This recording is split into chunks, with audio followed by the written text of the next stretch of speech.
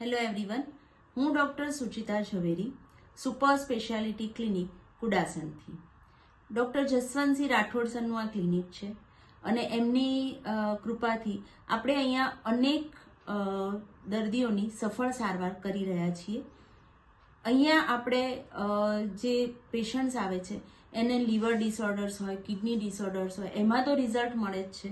પણ આ આપણા પેશન્ટ છે મૈત્રીબેન મેઘપરા, જે વેરાવળથી આવેલ છે અને એમને ઓટો ઇમ્યુન ડિસઓર્ડર છે કે જેમાં આપણી પોતાની જ ઇમ્યુનિટી શરીરના કોઈ પણ અંગને અસર કરી અને ડિસઓર્ડર્સ કરતી હોય છે.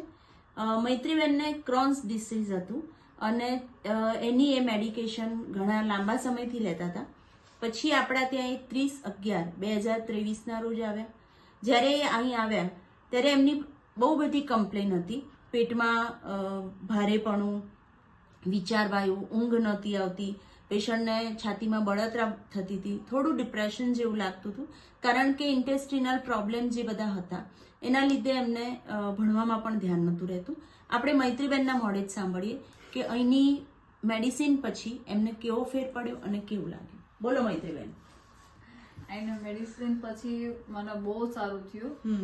મારા જે ફ્રિકવન્ટલી મને જે સ્ટમક પેઇન થતું હતું, પેટમાં દુખાવો થતો હતો, એમાંથી ઘણો રાહત થયો. મને જે વોમિટિંગ થતી હતી એ બંધ થઈ ગઈ છે.